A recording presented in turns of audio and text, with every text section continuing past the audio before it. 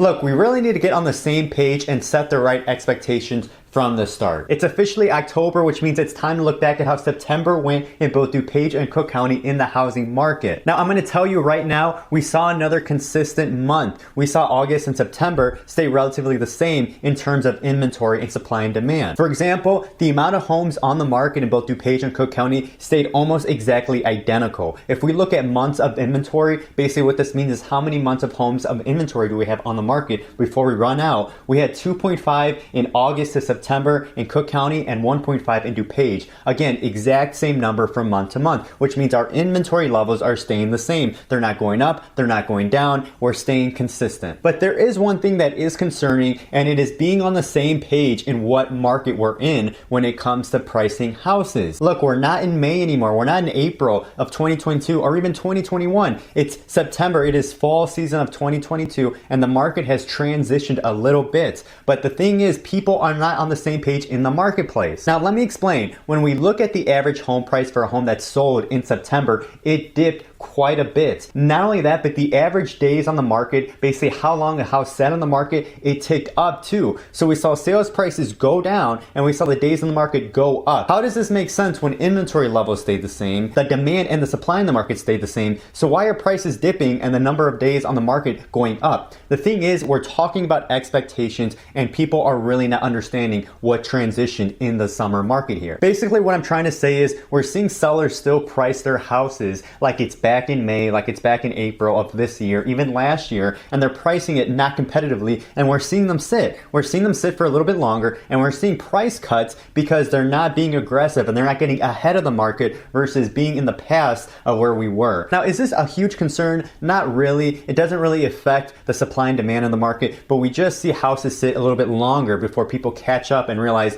okay, we're not actually going to be able to get this price, we're going to cut it a little bit. I mean, we need to set these expectations up front, because if we don't, we see numbers like this where, hey, the number of inventory stays the same, but yet we're seeing price cuts back and forth. We're seeing days on the market go up, and it looks like the market is slowing down, when in reality, people are just adjusting to this transitioning market versus getting in front of it and still living in the past. So if you're thinking about buying a house, there is still limited inventory out there. We are in the fall season now, so you still need to be assertive and aggressive. Now, normally when we get into the holiday season, we might see things slow down a little bit, but you're still competing against other people that haven't found a house yet. If you're a seller, please price your house correctly. Please use a valuable realtor who will price your property correctly so that you are not one of these statistics where you see price cut after price cut after price cut.